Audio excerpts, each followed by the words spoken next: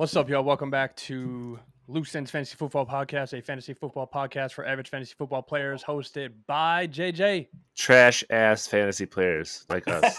Absolutely, where the stakes are high, the trash talk is real, and the friendships are tested every Sunday. I am your reigning undisputed drunken draft dynasty league champion, and today I get the honor of introducing two of my best friends and fiercest competitors in our league. First up, in the black and silver corner, we've got Montavious, the rebuild toilet bowl god himself, the diehard Raiders fan who believes every season is his season. He is 2-0 and is in a tough one this week, just like his beloved Raiders. He's looking to take a tough loss this week. In the black and gold corner, my boy JJ, who is our resident Steelers fanatic and is also 2-0, proving that even without Big Ben, the steel curtain is still impenetrable, at least in fantasy football. Together, we are the undefeated trio, ready to break down the latest matchups, sharing some laughs, and we're going to talk our shit. But we're going to start things off right today, boys. We are starting off with one of our favorite pop-up segments, which is what, JJ? Beer with the boys.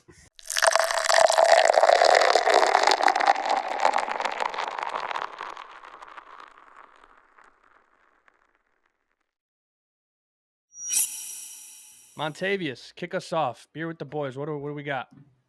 I'm starting us off with a twisted tea, and my player comparison is going to be none other than motherfucking Saquon Barkley. Just a monster all over the place. Just knock you over the head with the can, or just by drinking too many of them. Going crazy this week. 17 carries, 147 yards, 2 tutties, a 2-point conversion. One of them being a 40-plus tutty, 50-plus yard tutty, 4 receptions, 9 yards. He's doing it all. We love it. We love it. JJ, hit us with it. So I am drinking Modern Times Interstellar Mist today. Modern Times out of San Diego. And this delicious beer reminds me of none other than Aiden Hutchinson. The man has been a monster so far this season, especially if you have him as an IDP.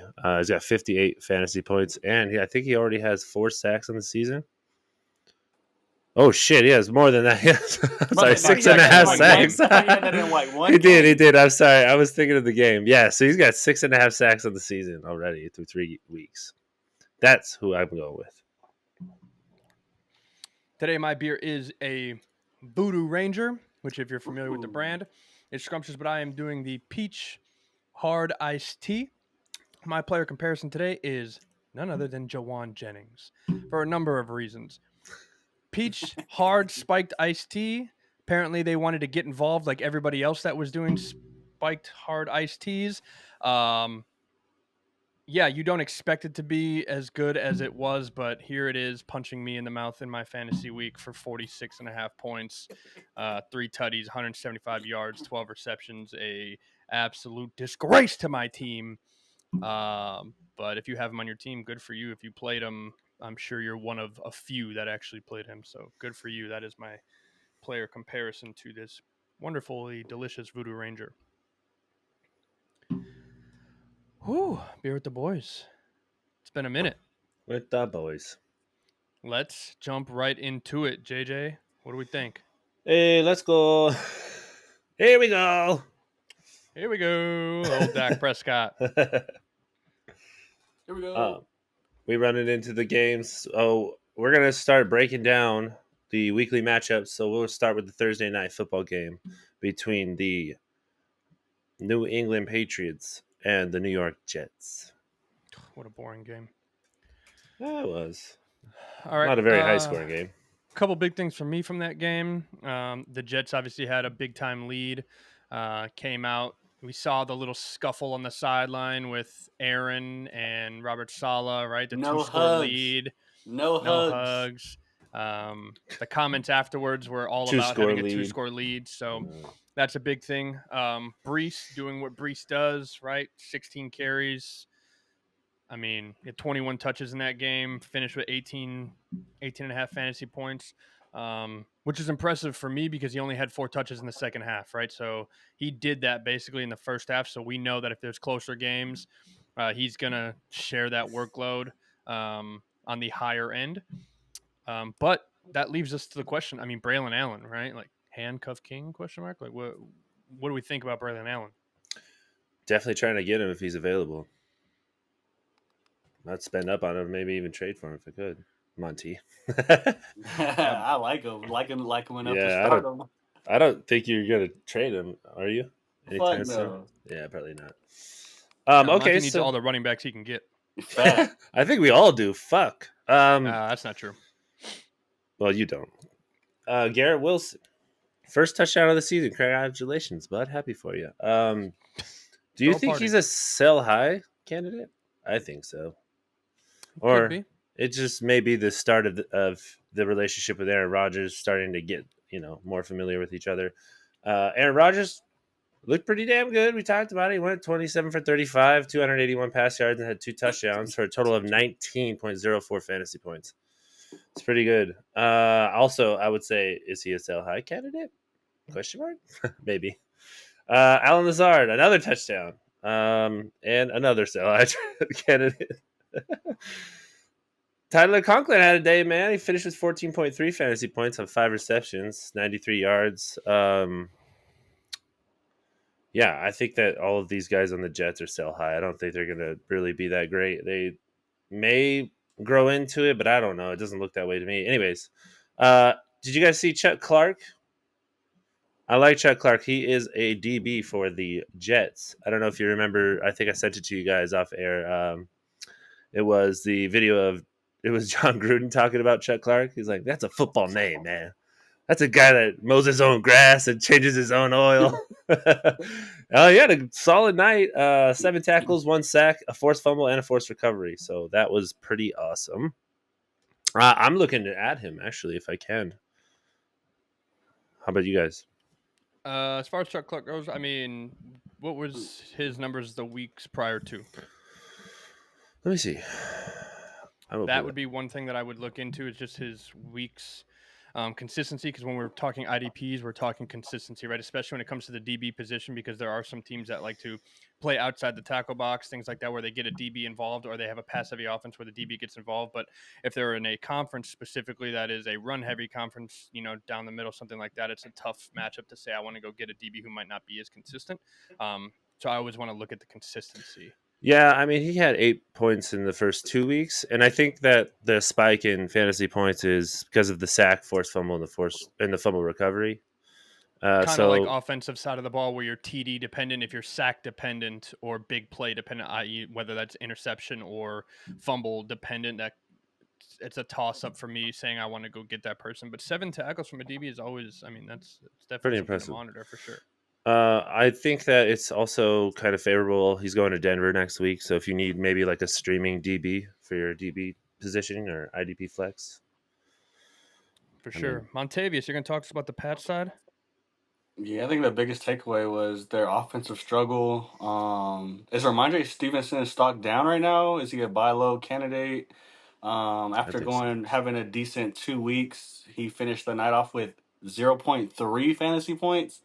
Talk about locked up. Jelani Tave, I don't know if I pronounced his name right. Bounce back for your IDPs. That night he got 17 fantasy points on a 73% snap share. So that might, if you don't have him already, that might be a good IDP waiver target. But I don't know. As for like the offense, like those receivers is confusing. Demario Douglas had a decent night, 14.8 fantasy points, 7 receptions, 69 yards. Do you sell high or sell low? I don't know. That whole offense is so confusing. Yeah, that whole offense for me is avoid, avoid, avoid.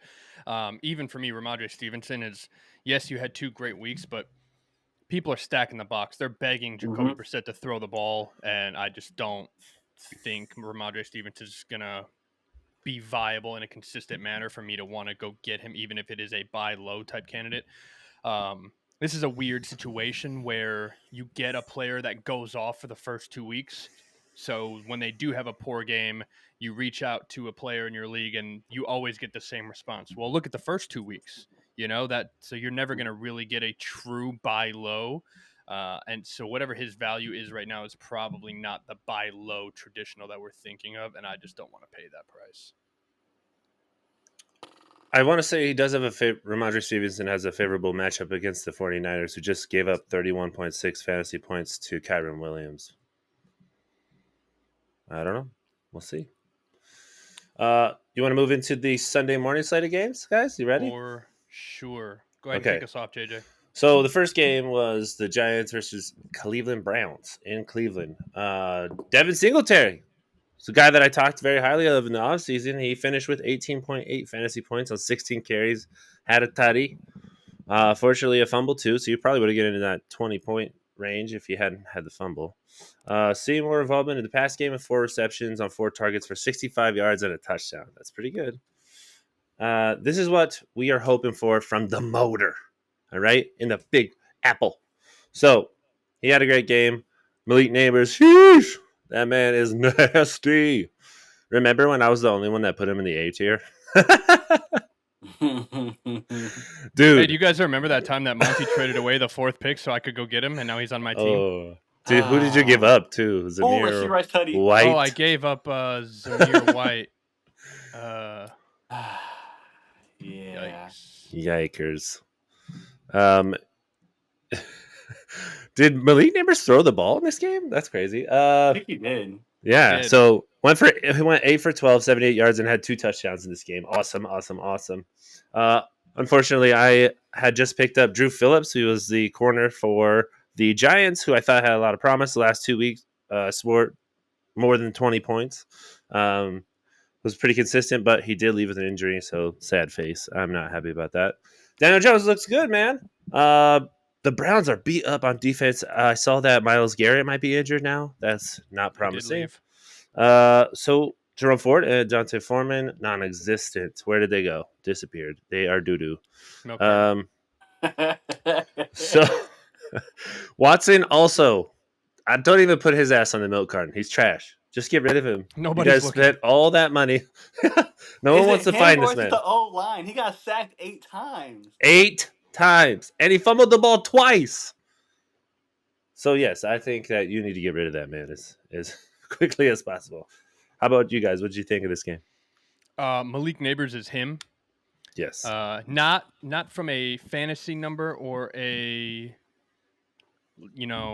statistics number, but the eye test, if you watch Malik Neighbors play, the catches he's making, the footwork, the sideline awareness, things like that, he is a WR1.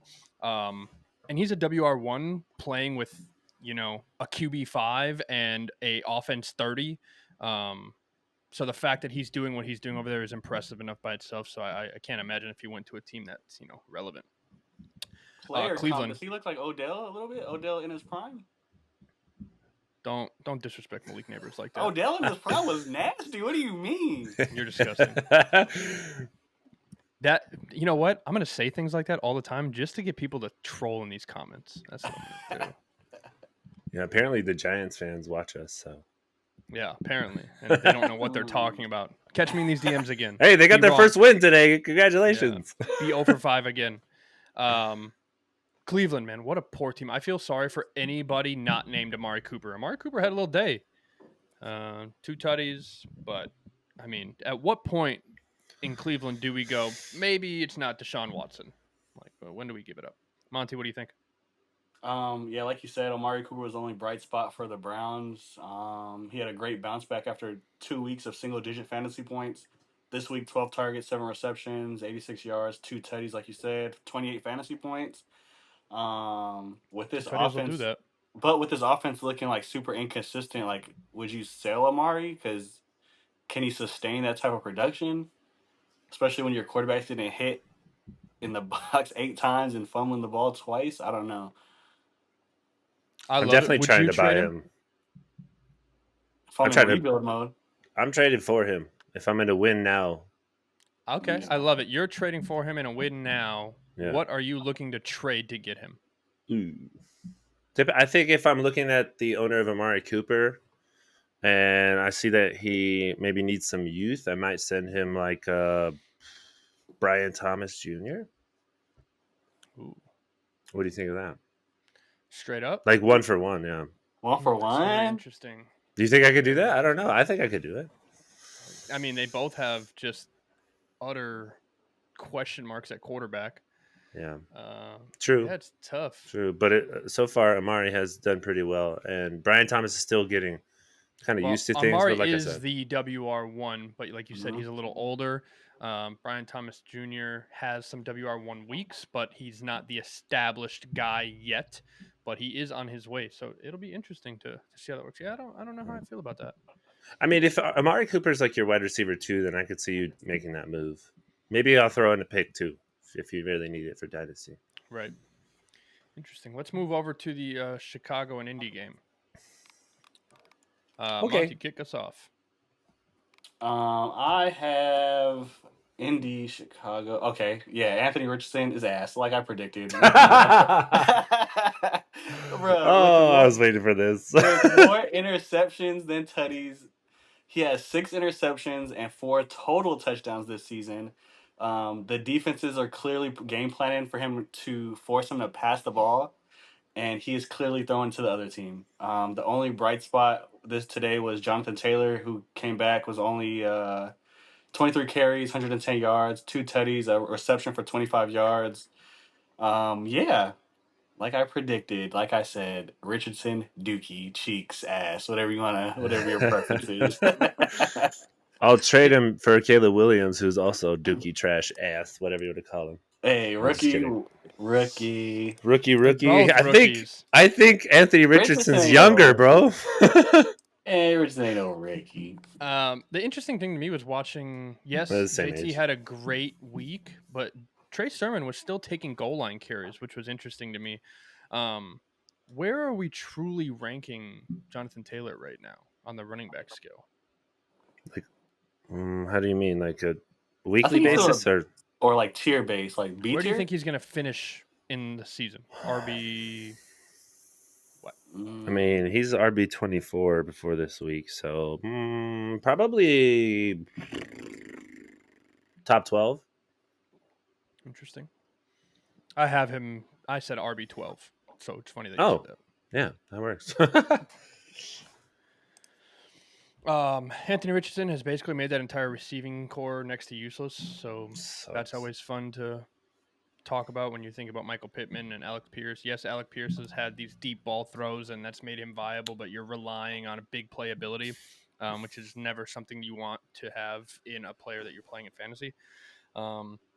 Also, we aren't seeing Anthony Richardson rush near as much as we would like, in my opinion. And that's interesting to think about. So I don't know why he wants to do this pocket presence thing, but we'll kind of see where that goes. On the flip side of the ball, Roma Dunze got his first touchdown. Caleb Williams gets his first touchdown. I gotta stop touching shit. Sorry. We're good. We're All rolling. Keep it right. rolling. Monty, did you get an incoming call? Yeah, I did. Yeah, Oh, it stopped recording you because of that. Oh, for real? Yeah, it literally says Montavious Glenjamin's recording has stopped because you got an incoming call. oh shit! I thought that was me. No, your camera kicked out, but he got an incoming call, and that's what my initial pause was. So now you gotta. I don't know what the fuck we do with this now. Oh lord. Yeah, now it's uploading your shit. I don't even know. Like, all right, I don't know if you're recording. It gave me the countdown to 5, 4, 3, 2, 1. Oh, then Again? it is recording. It gave it to you again? Yeah, after I ignored the fucking call. Oh, you dickhead. So it brought you back in for a second one. You motherfucker. All right. Anyway, flip side of the ball, Caleb Williams got his first TD, and Roma Dunze got his first TD, which was interesting because, both rookies. So who keeps that game ball is always a fun question. Caleb showed some stuff in preseason, but he's definitely got some growing pains to work through. It's clear he's still catching up to the NFL speed. DB-wise, Nick Cross doing Nick Cross things. Picked him up off that waiver wire back-to-back weeks with double-digit tackles. So Indy gets a win, and what does that say about the Bears? Because Indy's a trash team. JJ, what do you think? Well, I think that Caleb Williams is still getting way too much pressure. Um, yeah, I think like it's the same story with both these quarterbacks. Okay, it's going to be growing pains. They're both super young. They're both 22 years old. It's going to take some time to develop. I think we're just like giving way too much pressure on these guys to be like amazing again. Like we had, all these Hall of Fame quarterbacks are throwing for 5,000 yards. These guys are going to take some time to develop, but I hope that they get there. We'll see. Rashawn Johnson on the Bears side of the ball looked pretty good. I liked his involvement.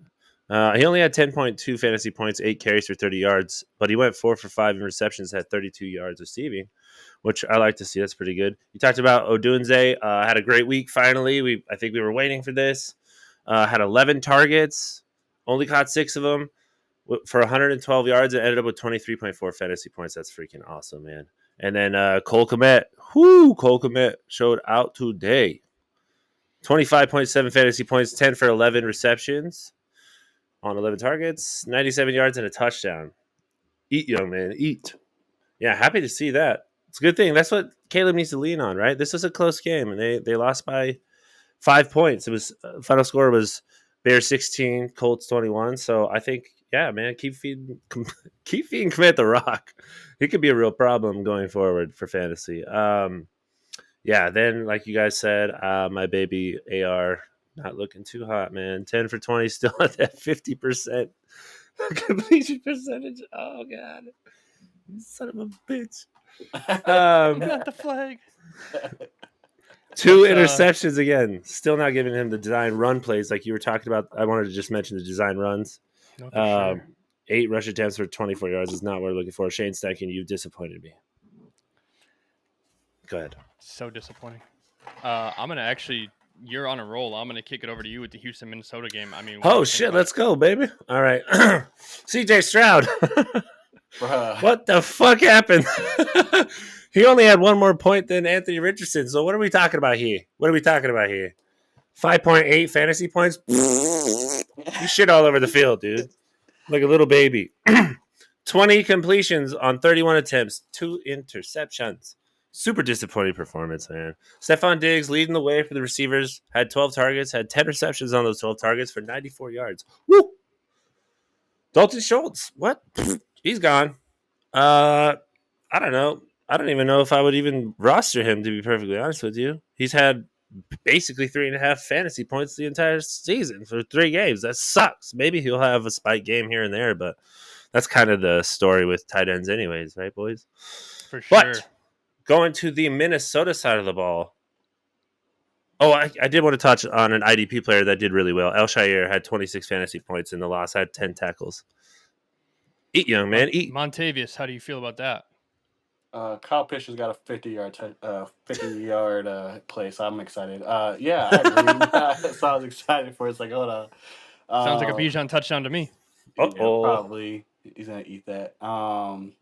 No, my takeaway from that game, the receivers were the highlight for the Texans today, even though Stroud didn't do necessarily good. But my takeaway is Tank Dell decided to join the Big Three today. 5 receptions, 63 yards, 13.2 fantasy points, right behind Diggs and Nico. So welcome to the party, Tank Dell. I've been trying to hype you up all season. So that's my takeaway. Wait, he was behind Stefan and Nico? It's Next. crazy because Nico had a horrible game. He had the worst game of his season so far, and he was still behind him. So He still the had fact that 13 you points. even That's brought up that's Tank a Dell's good day. name. 13 points is a good day. Yeah, you're right. He's a deep flex in any league that you guys are listening in about. All right. I think he had. Go ahead. I was going to say, I think he had the same amount of points as Robert Woods at one point. Yikes. Sorry. Go ahead. For me, I love seeing Minnesota do well. Being an AFC North team myself, right, a Green Bay fan, I was. It was a little nervy when Darnold went down, but he gave it the old Matthew Stafford effort and kept it pushing. It's got to be easy when Justin Jefferson, the best receiver in football, is always open. I don't understand it. You'll never, ever be able to explain to me how these elite receivers, look at what they did to CeeDee Lamb today, where they bracketed and they locked him down. Why are we not doing this to Justin Jefferson every week? Make anybody else beat you. I don't understand. Jalen Naylor is an interesting flex play. He's scored every week so far. So if you're in a deeper league or you're hurting for a flex position, that might be somebody that could be streamable for you. He's a consistent big play guy. We talked about a lot. Stroud looked uncomfortable. Brian Flores will have that effect on you. JJ, we talk about all the time Brian Flores and how incredible he is as a defensive coordinator. A lot of show and go for Brian Flores today, playing mind games with CJ, some smoke and mirrors, show 6, send 4, send 5, show blitz, no blitz. If Sam Darnold continues playing like this, real question for you guys. Do we see like a Brock Purdy situation where now you talk about JJ McCarthy and you trade him in the offseason if Sam Darnold finishes the season playing this well? No. Mm. No, I think JJ is the future of this team. Personally, JJ McCarthy is the future. I think he's the franchise quarterback. But I You think don't think they thought Trey Lance was the future in San Yeah. Francisco? yeah, and look how that turned out. I mean, I think that JJ showed a lot more promise than Trey Lance ever did. But he had like reconstructive surgery, kind of proactive instead of like waiting for him to get hurt even worse. I think that honestly, with the way he's playing now, he'll probably end up somewhere else next season. Sammy Darnold, I'm talking about. He had 19.24 fantasy points today, which is awesome. He had 4 touchdowns, even though he was sacked 4 times. And then the other, you talked about Brian Flores last week when they played and they beat the 49ers. Brock Purdy went up to Brian Flores. He said, dude, your schemes are crazy. So I think I've always loved and been a big fan of Brian Flores. And if you look at the IDP side, the defense, Jonathan Greener, dude, had a fantastic day. Had 4 tackles, 3 sacks, ended up with 27 fantasy points. That's awesome. Moving over to the Philly and New Orleans game. Man, what an exciting game. Saquon doing Saquon things. Lost Devonta Smith, which is going to hurt, especially you're already missing A.J. Brown. Kind of a controversial injury, right? No flag call. Is very, very controversial, I would say. A lot of people were tossed up about it. But they're going to have to get creative in this offense if they want to see a light at the end of the tunnel, right? Alvin Kamara looked good. Olave got his footing again, going 6 for 6, 86 in the tutty. So that's nice to see. I mean, JJ, what do you think? Yeah, love to see it from Chris Olave. I know I was kind of a hater of his, but Jalen Hurts looked like shit today. Derek Carr looked like doo-doo. I know you said this was a good game, but the beginning of this game was so slow to me. So bad. I was like, dude, this is garbage. But the end of this game was really good. Jalen had an interception, had a fumble, sacked 4 times. Dallas Goedert, have a day, big brother. Woo! Love that shit. He ended up with 10 for 11, 170 yards. Give the big man the rock. Ended up with 29 fantasy points. I think that's probably going to be tight end 1 on the week. We'll see. We have a couple games. Yeah, I played him this week, so notice how I didn't talk about him because I don't want to relive it twice. Yeah, he is actually someone that I think is going to be up there as one of the best tight ends at the end of the season. Anyway, moving on. Zach Bond, hey, welcome back, brother. 13 tackles for 24 fantasy points. That's awesome, man. That's on the Eagles side. Like I said, boring start with Derek Carr. He shit the bed. I swear to God, everybody was like, I'm finally going to start Derek Carr this week. And what does he do? Big, fat poopy on everyone's rosters. 6.98 fantasy points. You got to be better than that. Kamara, he had 26 carries. Unfortunately, he didn't have the big, extraordinary game that he had last week, but 87 yards, 3 for 3 in receiving, and 40 yards through the air. It's pretty damn good. I love the fact that you brought up Zach Bond, Wisconsin boy. Shout out to the haters who, when I talked about picking him up earlier in the season, I had a few people message me and a few people talk to me saying, oh, is this even sustainable? What happens when Devin White comes back? So on and so forth. Devin White didn't even make the starting lineup as he got beat out by Nakobe Dean, so he's not even playing right now. So the same Zach Bond that we saw from the beginning is the same Zach Bond that's on the field right now, which is why you're seeing the same results that we saw from the beginning of the season. So I think we can expect this on a consistent basis going forward. So if you don't have Zach Bond, he might be somebody to go pick up before it's too late in your season. Monty, what do you think about this game aside from it being very boring to start off? Yeah, rough day for quarterbacks. I'm sure everyone was expecting a shootout, but this was a very much in the trenches type of game. But whoever had Saquon on their fantasy team had a day. Talk about putting the team on your back after he came out and said he feels like the team lost because his drop. Well, this he said yeah, I'm gonna fix that, and he did that. So that was my biggest takeaway was Saquon's redemption for this week. Still a loss in the loss column. Yeah, still L though, not because of him though. Nope. All right, let's move it on over to our least favorite subject, the Pittsburgh Steelers. Oh my god. Oh. Go ahead, you start. I'm gonna be last on this one. I have so much Oh, you're shit gonna to be last talk. on this one. Okay. You know what, Yes. Monty? Go ahead. Go ahead, Monty. You kick this Look, one off. I put down that if I could, I see what you put here. if I could make a setting to only watch Pittsburgh on defense, I would do that. Them on defense is like so exciting to watch. TJ It's and like y'all, tutorials. man, y'all's defense is so fun to watch. I think it's the funnest like defense to watch each week. But Justin Fields looks like a clear game manager. Which hey, that's what y'all need to win. So 3-0. Yeah, that's my biggest take. Justin Fields being the game manager, but is he playing well enough to keep that starting gig?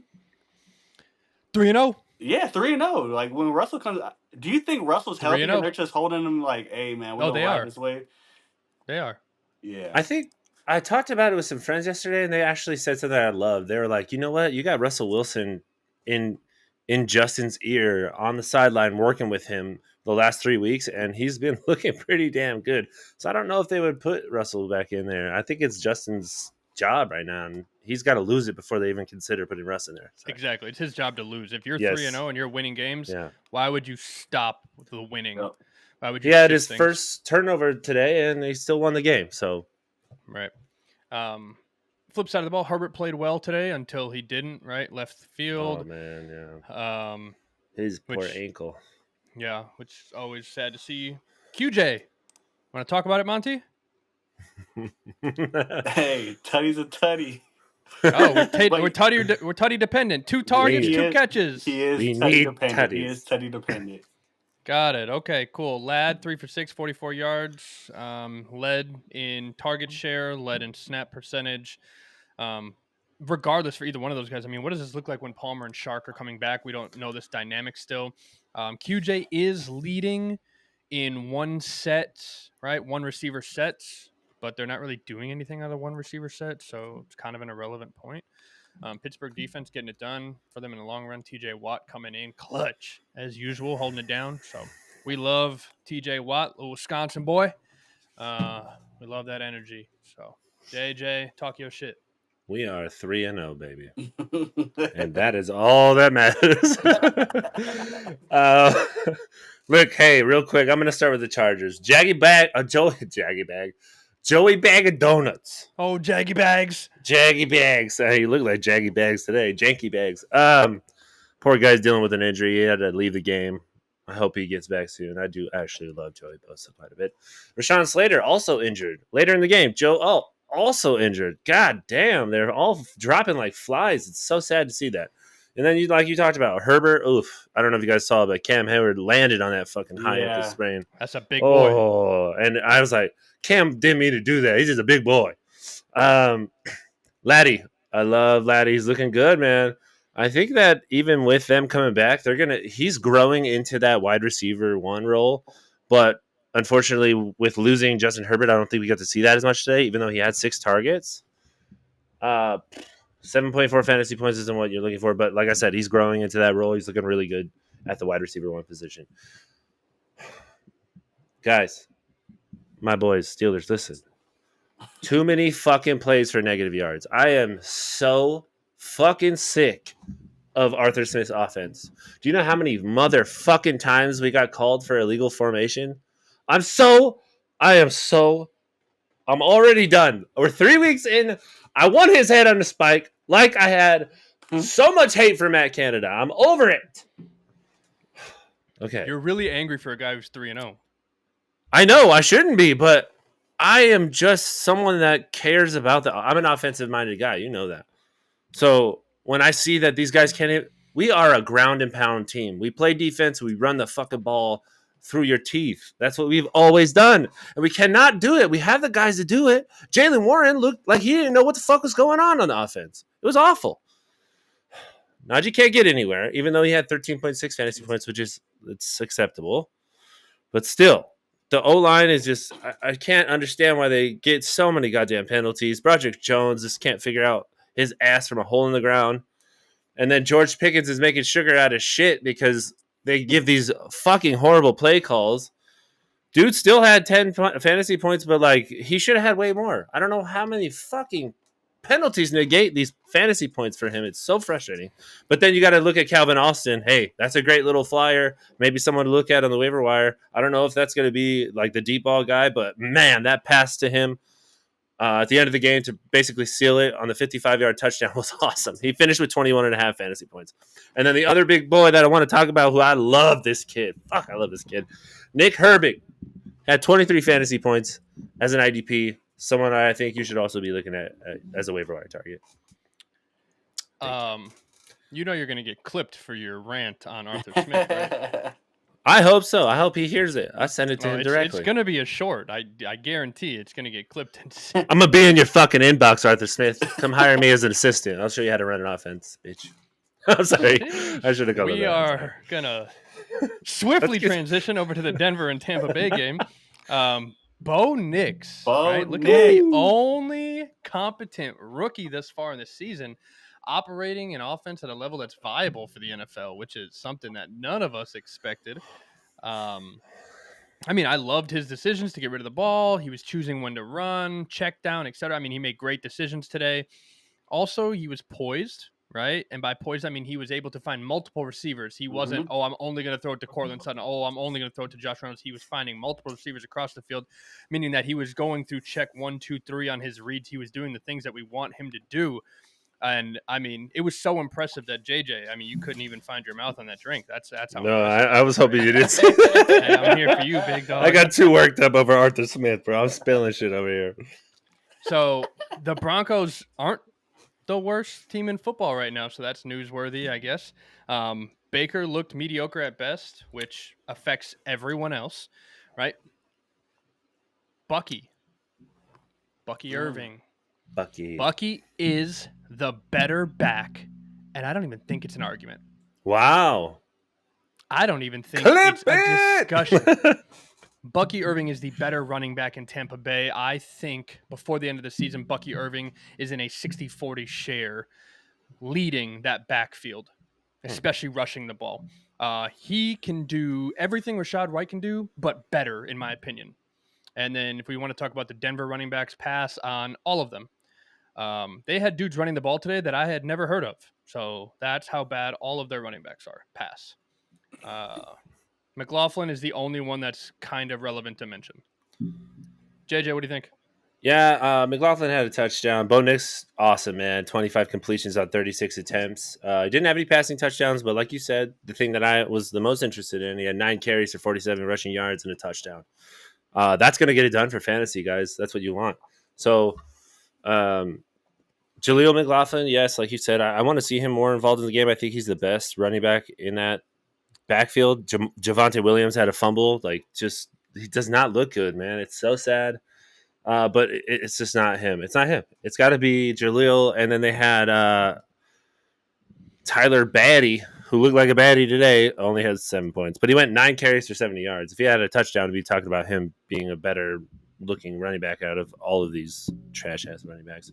On the Tampa Bay side, well, super fun watching Baker Mayfield be at the top in the fantasy world for a little while. Welcome back to Earth, buddy. Come back down, buddy. That's Ryan Fitzmagic at his best. Yeah. Sacked 7 fucking times. He had a touchdown and interception, only 163 passing yards, 1.52 fantasy points. He might have ruined shit for you this week. I'm so sorry. But hey, Bucky Irving, like you said, that's pretty wild.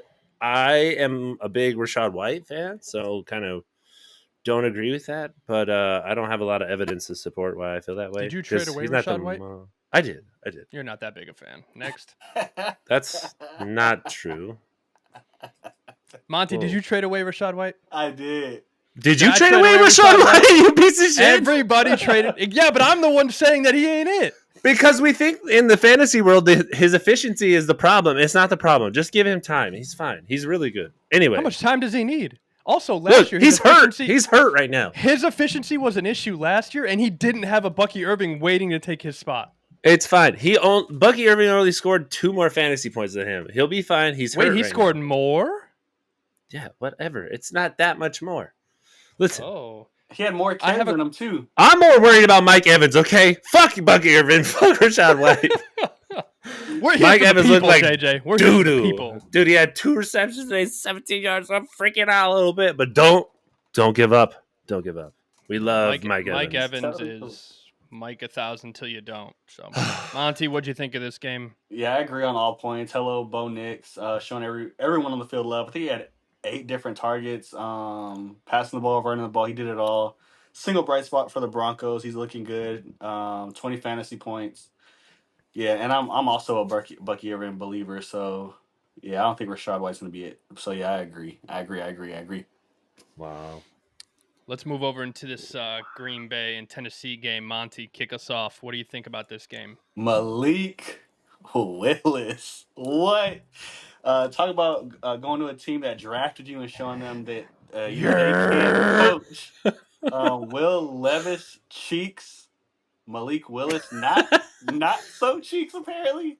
Will Levis had 2.6 fantasy points, 2 tutties, 2 interceptions, sacked 8 times. Malik Willis had 1 tutty, 1 pass tutty, 1 rush tutty, with 22.3 fantasy points, leading the Packers to a dub. Poor Will Levis, man. That's not the answer. Fuck him. Not the answer. But Malik, I didn't like him from the draft. Yeah. But Malik, was it a coaching problem? Was Malik always nice? He just needed a coach behind him? Well, he ran the ball a lot today. I think that's what really helped him look good. Malik JJ, Willis what do you had think? 6 carries for 73 yards and a touchdown.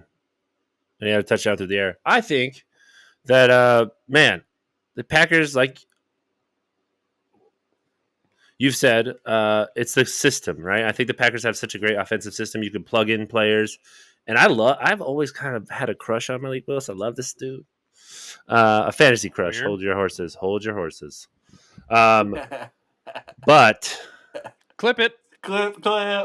you're just trying to buy time because you know where I'm going next, motherfucker, don't you? Josh Jacobs. I got a message last night. No, listen, hey, Josh Jacobs. I'm a Josh Jacobs owner in other leagues, not this one. Listen to me. This was disappointing, guys. He was talking shit. They won the game, but he's talking shit to the Tennessee defense. Only 5.8 fantasy points. This is not what we were hoping for, man. Manuel Wilson? Who? Dude, he had 2 receptions for 35 yards and a touchdown. He had 12 carries for 50 yards. That I think it's so weird because I think Josh Jacobs is a great receiving back, but he has never seen the end zone on a receiving touchdown. Emmanuel Wilson just did. Okay, anyway, going on to Tennessee. Dude, Mr. Mayo, this man. Have you seen his commercial? The Mayo? He says, Mayo dips be smooth. Oh, my God. Listen. Yeah, it's almost as Drop bad this as man. Russell Wilson's. Yeah, Danger Witch. This man is doing the splits on mayo jars and shit. Well, I wish he would do the splits on the field or something because this man ain't doing it right now. He finished with 2.6 fantasy points. Good Lord. He had 0.68 fantasy points in week 1, 8.48 in week 2, and 2.6 in week 3. Get rid of this man. Also, Tony Pollard, what the hell happened? And it looks like Tajay Spears had 4 for 4, 54 yards. I don't know. I'm not ready to say that he's the better running back, but Tony Pollard was very disappointing today. And my IDP out of this game was Kenneth Murray. had a big day, 25 fantasy points, 2 sacks, 8 tackles, and pretty much the only bright spot on the Tennessee side. So hopefully you had him and you played him this week. I know Shmi didn't. Yes, the only player that Shmi didn't play against me that decided to go off this week was Malik Willis. Being a Green Bay fan, very, very happy this week. Xavier McKinney, 3 interceptions in 3 weeks. We've talked about him Monster. numerous times. Great. My dog. My favorite move we made in the offseason. Fantasy-wise, not super viable. Only 4 tackles in 3 consecutive weeks. 3 INTs only puts them at an average of 13 per week. So there's better options for you, at least in the DB position, if you're DB specific. And if you're not DB specific, just IDP, definitely not viable. But still something to point out because we're talking about the game. Tackles are the answer, though, for your IDPs. So pay attention to your tackle mongers. Malik Willis is an example, right? He is a perfect example of what a good coaching scheme can do for a quarterback. A lot of people were in our DMs saying, well, I don't know about Malik Willis. I don't know what they're going to do. What? Mr. LaFleur is there. Y'all need to chill Run out. the ball. Y'all need to chill out. Mr. LaFleur is there. They will get their athletes into space and let them do what they need to do. Malik was a talented dude in college. He had a lot of high expectations coming into the league, but as we can see with Will Levis, a lot of expectations coming into the league. Everyone thought he was going to be a first-round draft pick. Even he thought it. Even his girl who left him thought it. Everybody thought it. She was like, You I went have to pee. Tennessee, Bye. bro. You went to Tennessee the same way Malik Willis did. You're not your landing spot can determine a lot of things for you, especially as a quarterback. Do you think they sit him like Bryce Young? I hope so. They should. Christian Watson had a good little day from the eye test, and Dontavian Wicks with 0 catches today. So, that's always fun, and I have to mention it because someone else felt the need to mention Tank Dell, who's also poop. But more importantly, Tennessee just looked bad all over. They did. Let's move it on. And we are going to jump into the afternoon slate of our Sunday games. We're going to kick off with Carolina versus Las Vegas. Such a incredible game, a game that we love to see. We love watching Carolina get their first win. We love watching the Raiders lose because what a poop team with poop fans. Let's kick it off with me. I'll kick it off. Okay. Since I'm already hype about it. Monty's not okay. Non-related. I'm done coming for everybody on that team except for Zamir White. I'm not done coming for him. I was oddly excited to see Carolina without Bryce Young because I've been a Bryce Young hater from the beginning. I've been saying that for a long time. I didn't think there was any chance for him to ever be super relevant. And I like the additions that Carolina made in the offseason. I like what they did with their team. I like the coaching moves. I like all of the things around them, both trades and draft picks. So I was really excited to see what they would do bringing in Andy Dalton. Now, Andy Dalton surprised a lot of people, I think, playing as well as he did. But it's still nice to see somebody who can throw the ball more than 10 yards. Deontay Johnson looked like the Deontay Johnson of old, right? The guy who can get open in space, looked like the same guy that we knew and loved in Pittsburgh. Had a tutty today. Zamir White doing the dirty work early on just for Madison to score in the end zone, right? And in the goal on the goal line. So that's always fun to see. Let Madison make all the money for all the work you do. So Zamir just basically isn't viable at this point and has no value. Crosby was quiet today. Now he was nursing an injury, mid-game. He has been downgraded to questionable now. But here's the real question. So we see Carolina play like this, and we see Denver play the way they played today. So who's the real worst team in the league right now? Is it Chicago? Is it Tennessee? Like, who's the real worst team in football? For the peanut gallery. I think it's still Carolina. Everyone was saying Carolina, and Carolina just stopped us. So what does that make us? I don't know. Horrible. I still have the Giants 2-15, so I don't know. We'll see. I don't know. That's a tough one. I'll say the Giants. I'm going to stick with the Giants being the worst in the league, probably. I want to go with Chicago. Yeah? They have such a good defense, but they have Yeah. no offense. Do you think that Caleb Williams out of nowhere is going to be able to turn it on? They have no run game. The Is offensive it line clearly It's isn't not holding just the up. O line? Yeah, what about them shoring up the O line? I mean, there are so many fucking injuries right now across the board, but I don't know if there are really any offensive linemen you can go out there that are veterans that would like really help that offensive line. You know what I'm saying? It is such a hard thing to say there's so many injuries because if you look at the Los Angeles Rams, who have the most injured offensive line, they have an injured defense, they have an injured receiving core, and they were able to go out and beat the 49ers. Yes. You're telling me We're that gonna- Chicago can't figure out how to stop a rush once, twice, three times? Give Caleb Williams some kind of time to throw the ball to somebody? Like, it's tough for me to think about it that way. But anyway, I digress. JJ, what do you think about this poop game? You know what? I witnessed Andy Dalton play quite a few games when he was the Cincinnati Bengal, and that dude was infuriating.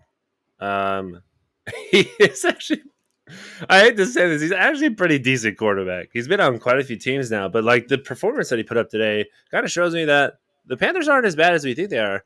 And I like Canales a lot. They did a great job. Dalton had 26 completions for 37 attempts, 319 passing yards, and 3 touchdowns. Woo! Woo! Even better than that, though. Chuba who? I love Chuba Hubba my Bubba Hubbard. 114 yards today on 21 carries, and he went 5 for 5 receptions, 55 yards, and a receiving touchdown. Woo. Adam Thielen, boo, he got hurt. You just boo a man who got hurt? I mean, whatever, dude. I don't like him. Clip He him. went 3 for 5, 40 yards and a touchdown, and he left the game because he's old. Super old. He's so old. Poor guy. I hope his hip's okay. I don't think it's even his hip. Anyway, going to the Las Vegas side. It was a hamstring. Close to the hip. It's fine. Brock Bowers was my essential start of the week, and he disappointed me. I'm very sad about that. I don't blame him entirely. I mostly It's blame not his Gardner fault. Minshew. It's not his fault. Gardner Minshew doesn't know the fuck he's doing. Brock Bowers had 3 for 4 receptions. 3 receptions on 4 targets, 41 yards. Only finished with 7.1 fantasy points, which is a bit of a downgrade from what we've been seeing from him. And the last note I want to touch on is Amir White. Not a great fantasy asset. I'm sorry. 10 for 34 yards. He went 3.4 yards a carry. Yucky. I think the Raiders still hold the crown for the worst rushing team in the league right now. So get it together. It could be the offensive line too, but at the same rate, I mean, Madison did look that much better than him. It was really just the receiving game that kind of made him better. He had the touchdown. One of them so has that's a few what touchdowns. Madison. It's crazy. Yeah, that's how it's disappointing. That team's disappointing to me. Montavious, this is your pride and joy, your team. What do you think? Well, this team looks bad to me too. AP Antonio Pierce asked the Raider Nation on an interview to show up and show out and black out the stadium for what? What'd you ask us to show up for? For us to lose to the Panthers? He was telling them to come because to show up tickets and are cheap. show out for the Panthers, and we get an L to the Panthers. Anyway, is Andy Dalton good? Question mark. Or are the Raiders that bad right now? 319 yards, and the defense was like our only bright spot. I feel like up to this week, and we gave up 319 yards, 3 tutties to Andy Dalton, who put up 22.5 fantasy points. Chuba Hubbard looked very good. My only question mark for him is he going to be a viable option long term with them drafting Jonathan Brooks and then them waiting for him to come back healthy, which he's tracking to come back week 4 or 5. So that's my only question mark with him. Is he a long term option? But yeah, man, this game was super disappointing to me. I was super hyped until I wasn't. Gardner Minshew obviously isn't the answer long term. We have a lot of question marks. We gotta figure it out, bro. I don't know. That's my takeaway. I'm super not happy. Raiders, dog shit franchise, nothing new here. Let's move over to the Miami and Seattle game. JJ, kick us off. Miami and Seattle. Oh, another dog shit team. Ooh. Whoa. I agree. Skylar Thompson can't lead that team, man. He got sacked Nope. 5 times. He left the game with an injury. He only threw for 107 yards. Come on. Tyler Huntley. I'm going to ask you guys, is Huntley going to be able to bring these receivers back to their prime for fantasy? Do you think so? The interesting part is Skylar Thompson left the game and Tyler Huntley still didn't come in, right? So they brought him over. Right. Yeah. So how long is it going to take him to get acclimated and ready to even be on the field? I think he plays next week. Interesting. It'll be something to watch. I think he plays next week. Yeah. Oh, and then H-Hand. Oof. If you can't rely on Skylar Thompson, then you should be able to rely on H-Hand. But today, I don't feel like you were able to do that, right? It's kind of a disappointing performance after what we've seen from him so far. 8.8 fantasy points, only carried the ball 11 times, had 30 yards rushing. He went 3 receptions for 5 targets and had 28 yards, which is, I mean, he hit that 7 receptions for 70 yards the last 2 weeks. So it's kind of, we need that from him to be good. Looking at the Seattle side of the ball, Charbonnet, what the fuck? I'm a Kenneth Walker owner, so this drives me insane. Zach Charbonnet, 18 carries, 91 yards, and a touchdown. He went 3 for 4 receptions and had 16 yards. I thought he was going to be the receiving back. Whatever. He still did good for fantasy. 29.7 points. You can't scoff at that. DK had another good day. Went 4 for 6. And he had 1 tutty. It was a long touchdown. Over 50 yards. So you get the bonuses. If you guys do bonuses in your leagues, that's delicious. JSN, what the hell? JSN, come back. No. 6.9 fantasy points. Tyler Lockett had just a bit more. He had 8 targets. JSN only had 3 targets. He brought in all 3, though. And Seattle got the win. Big win, 24-3. So, yeah, kind of disappointed in that performance. But you know what? Hopefully he gets a better matchup, maybe more targets. But the IDP I want to talk about for the Seattle Seahawks is actually a D lineman, Derek Hall. He looked pretty solid today. We talked about it earlier. He only had 5 tackles. Blake, you said, we try to go after those guys that we know we can count on for like the double-digit tackles. But the 2 sacks and a forced fumble got him to 26 fantasy points. So if I can find those matchups, that's what I'm trying to look for. Absolutely. So I want to touch on something. We talked about Skylar Thompson, right? He's obviously not the answer. We've seen this time and time again. That's just bad news for everybody involved, right? Because you can utilize all the pre-snap motion and great play calls in the world, but this dude can barely field the snap in shotgun, so he's not going to be able to throw the ball downfield. And if you can't throw the ball downfield, they're going to stack the box, which makes Devin Achane and Jalen Wright and all those guys less viable, meaning you can't run the ball, which doesn't open up the over-the-top plays for him to be able to throw the ball in an easier fashion, meaning these receivers are now irrelevant, which also makes the running backs less relevant, which is why we're seeing a downtrend from all these guys because the quarterback play just isn't there. Now, Devin Achane still did his thing per usual, right? He had solid touch share, did a little something with him, but we didn't see the big play ability that we're used to seeing from him. We didn't see the breakaway speed and stuff because, again, they're stacking that box, so he's not getting those big play breakaways with the open field that we're used to seeing, which makes it tough, but a typical active day from him. Monty, what do you think? Yeah, my takeaway, Miami looks really bad now, all the way around without concussion Tua.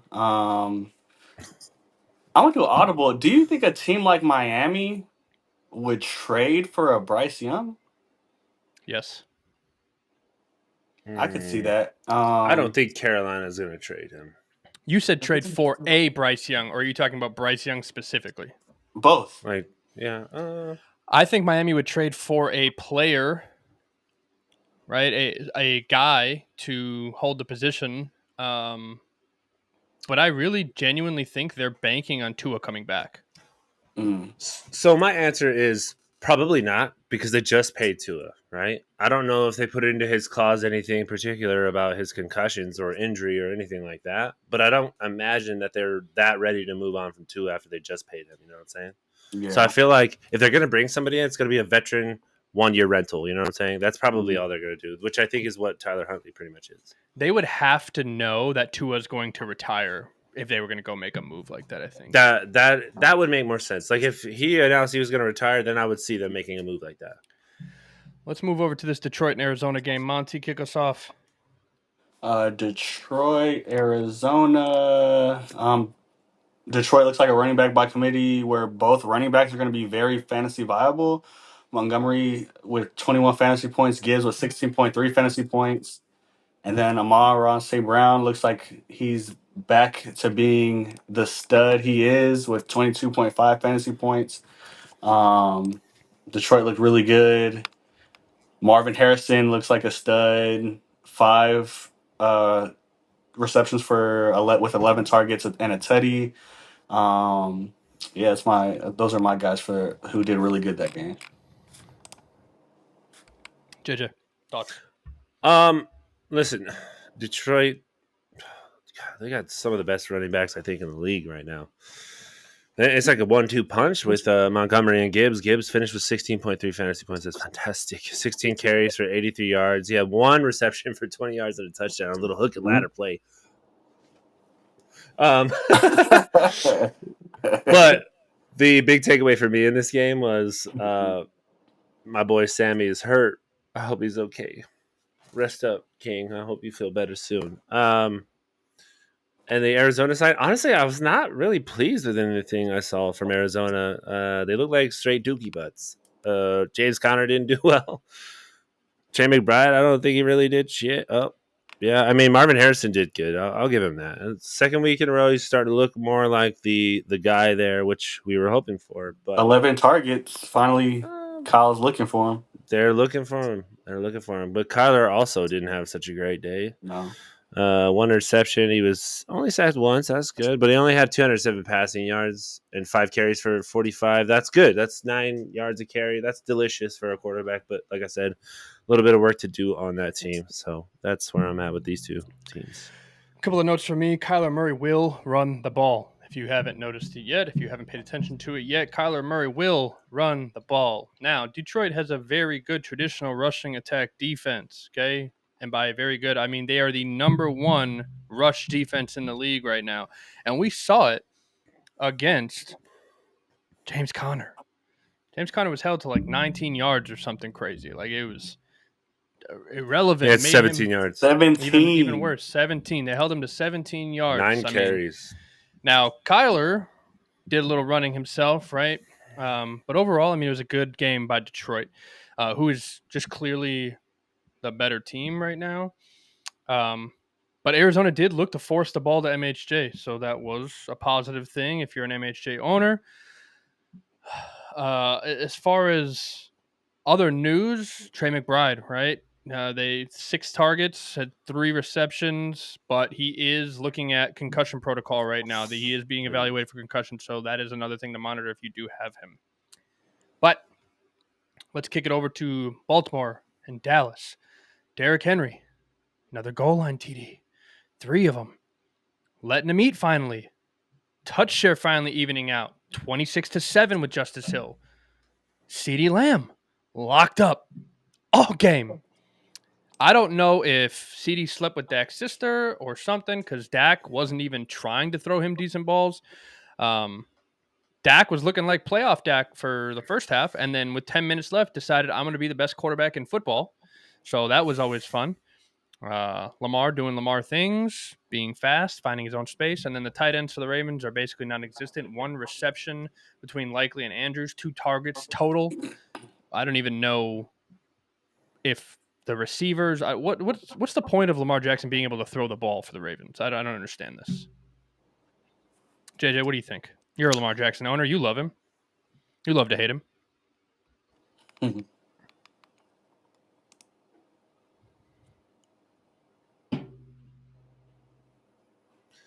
I don't love to hate him. It's a stupid thing with me. I don't know.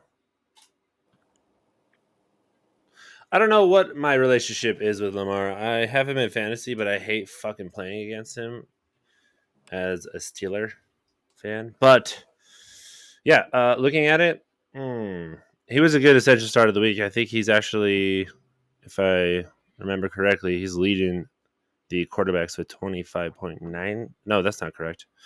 I'm looking at it. Dak has more points, which is crazy. But no, Lamar he went 12 You're for welcome. 15, had 182 yards and a tutty. He had 14 carries, dude, for 87 yards and a touchdown. Love to see it. That's good. Want more? The King is back in the motherfucking building, baby. Woo! It was exciting to see that. I love that. 30.4 fantasy points, 25 carries for the King, 151 yards. That's awesome. But the biggest question I have from this game is what is going on with Mark Andrews, dude? What happened? They don't like him no more? Be on your way, Mark. We don't want you here. There was 3 straight drives where Mark Andrews wasn't even on the field. Dude, I'm so confused. It wasn't even like Isaiah Likely was the guy there. They had, I don't even know who the fuck this is. Charlie Kohler out of Iowa State. Okay. Well, I don't know what's going on with this past game, but it's so confusing. We talked about it off air. I don't understand it.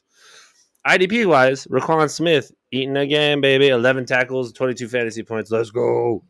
And you talked about Dak. Yeah, threw the ball 51 times, dude.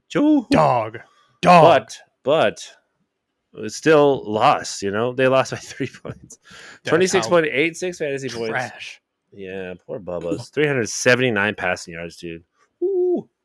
But CD, I think CD's the type of player that if he has a negative play, like the fumble that he had today, it just affects him some like negatively, right? And I wanted to say the other guy, like Cavante Turpin, do you guys know who that is out of TCU? He was their returner. Jalen Tolbert? They all outscored this guy in fantasy. And I know, like, if you're a CD owner, you're hurting right now. But watch your mouth. The I'm trying to watch it. I can't see it. But the other one I wanted to touch on was Micah Parsons, dude. We talked about it a little bit. 5 tackles, which is the most he's had all season. This guy, like Monty talked about off air, talking about effort. I want to see more effort. Okay, Micah? Damn it. That's all. Trash. Yeah, he's quick to run his mouth in the in all the podcasts and on the news and everything else, but in between we need the to see lines, it on the field, Bubba. You ain't it, homie. Not it. So, not right now. Montavious, what do you think? I feel like the Ravens needed this win a little more, and they got it. Ravens finally realized that they have to give Derrick Henry the ball. After week 1, he had 13 carries, week 2, 18 carries, and then this week they gave it to him 25 times for 151 yards, 2 tutties.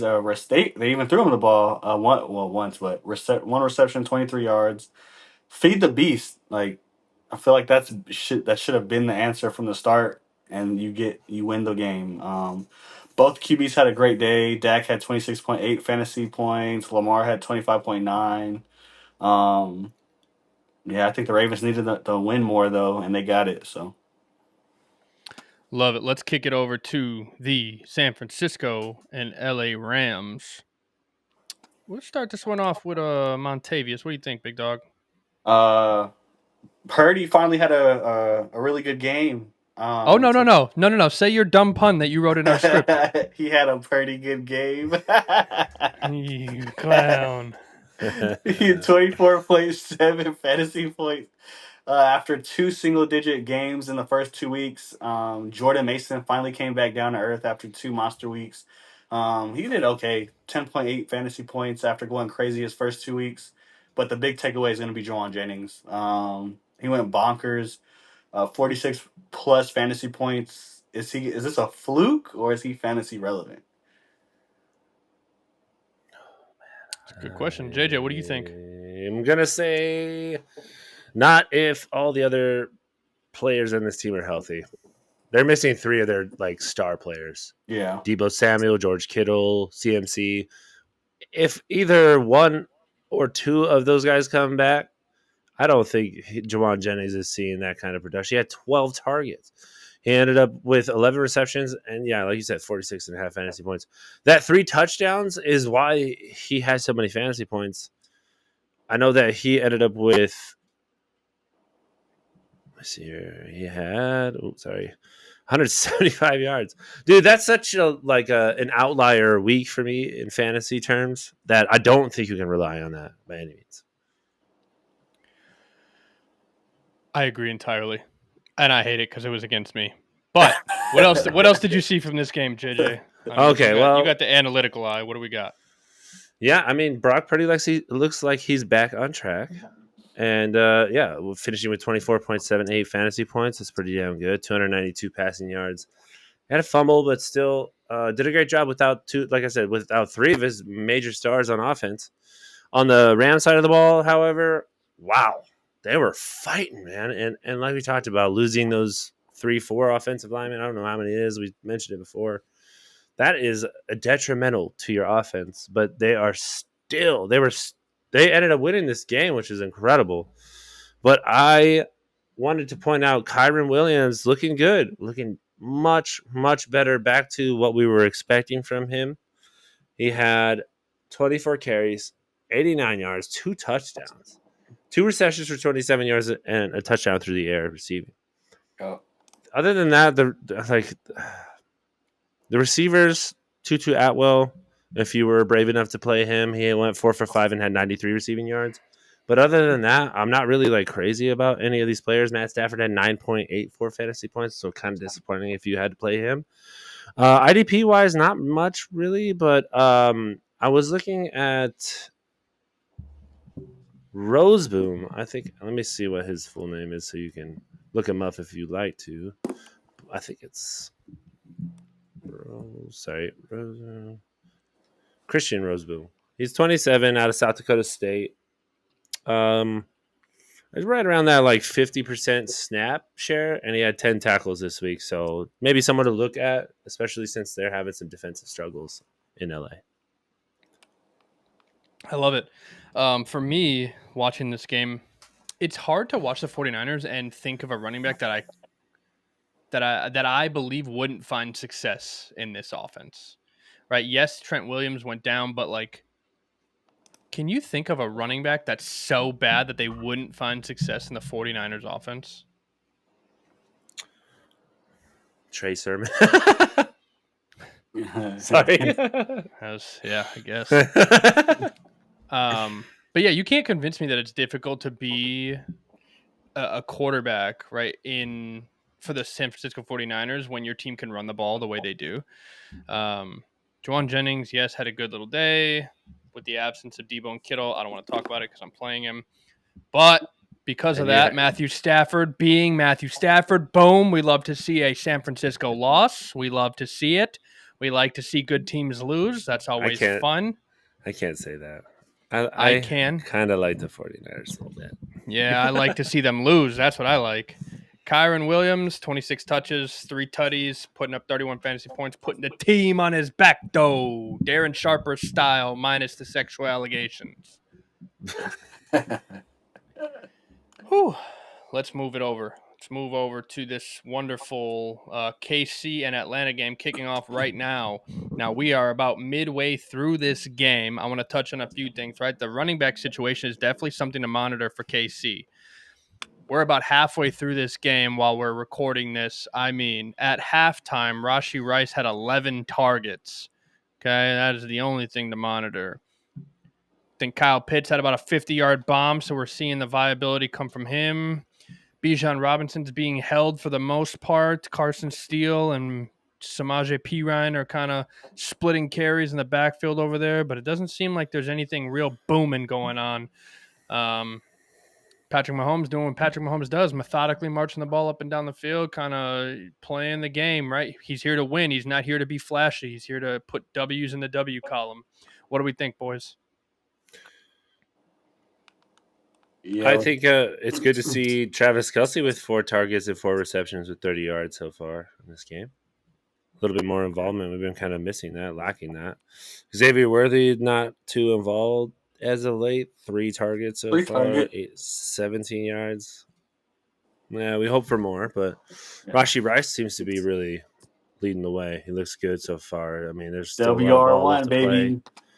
23.3 fantasy points as of now, and I think we are still in the third quarter. So yeah, 9 receptions, 82 yards, and a tutty on 11 targets. Xavier Worthy, same thing we always talk about. Big playability. That's really all he's got pushing for him. 2 receptions, 17 yards on 3 targets. You're looking for that big play from him. If you don't get the big play, he's not really touching the ball otherwise. So pay attention to that going forward. Patrick Mahomes, 21 for 32, 174, a tutty and an interception.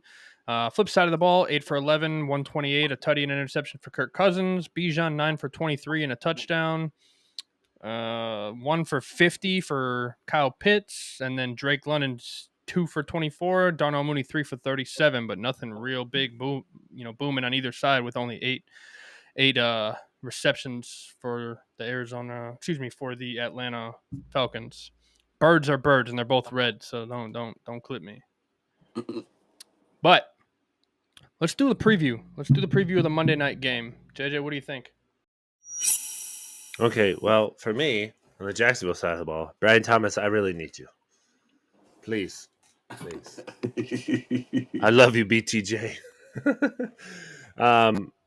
Trevor Lawrence, stop being a little bitch, okay? I need you to throw the ball to Brian Thomas. And really, he's projected for 9.75 fantasy points. I need about 30, okay, to get me a win this week.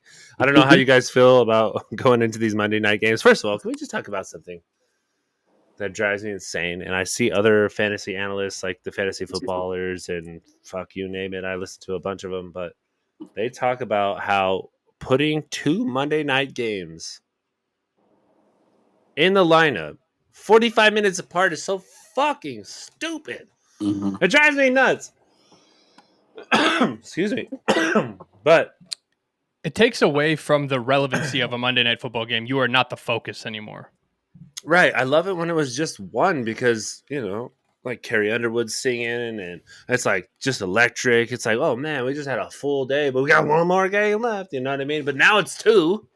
And we don't have time for that. We ain't got that many televisions in our homes. So come on, NFL. You trying to split your viewers? What are you doing? Dumb.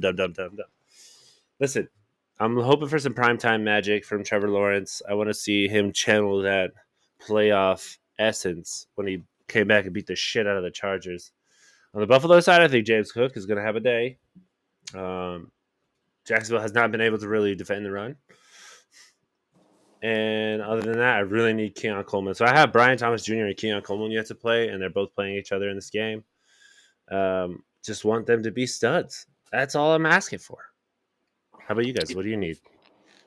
Monty, what do you think? I think Buffalo kicks Jacksonville's teeth in. I like I like Buffalo's defense. I like what they're doing. I like how they're running the ball. First, passing second. Josh Allen looks really good this season. On his game management. Yeah, JJ. I hope your guy has a good game, but maybe I don't know. I don't see it.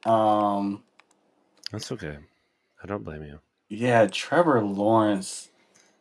8.2 fantasy points week 1, 9.3 week 2.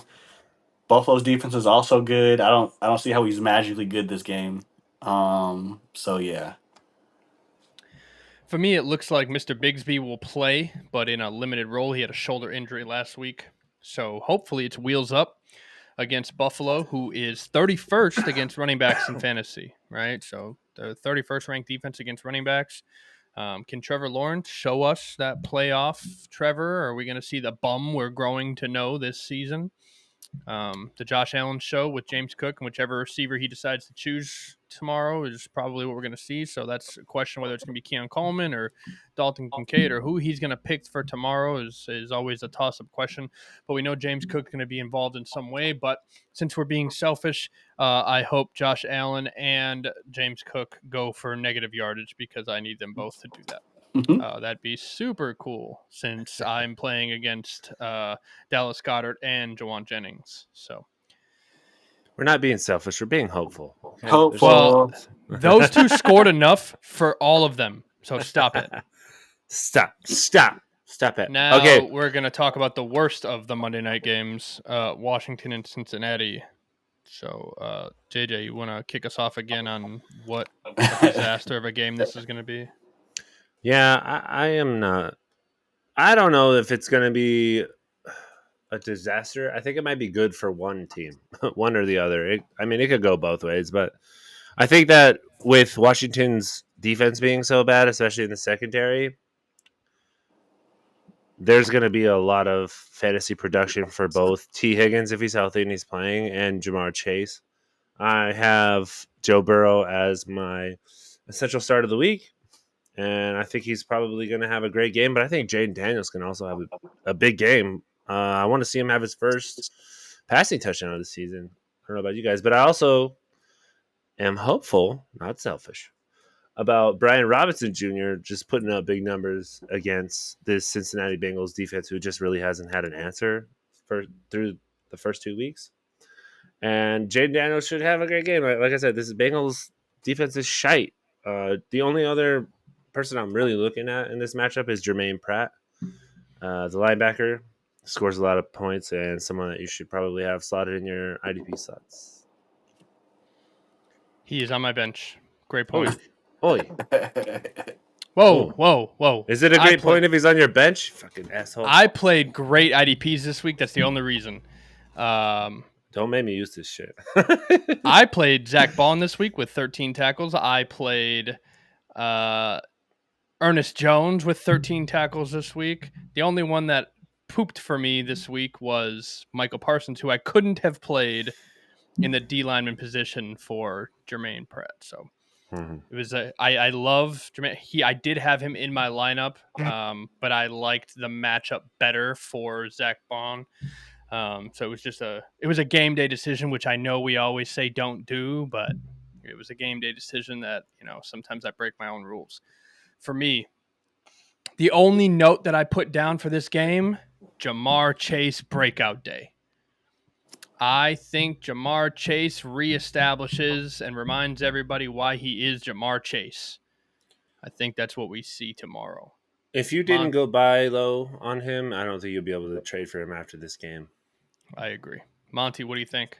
I think Jamar Chase has no choice but to go off this game. All the talk he's been doing, the holding out, the saying that he doesn't want to get paid one more penny than JJ. He wants to get paid an abundance more than JJ. Bro, go out and prove it.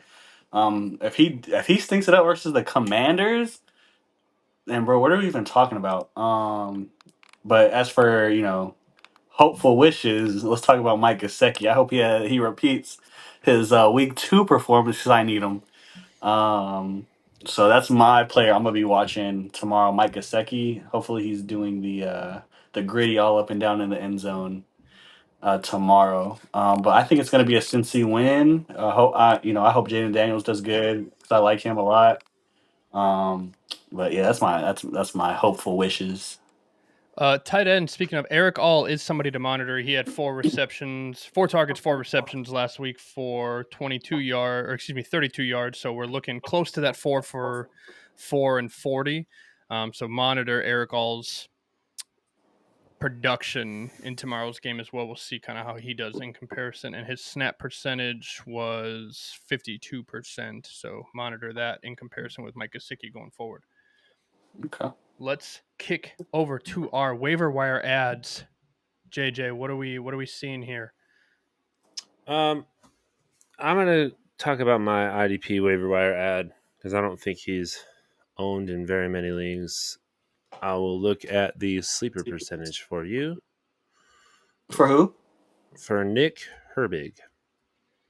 That is who I'm going with. That's my waiver wire ad. I don't think he's owned 9% rostered in sleeper.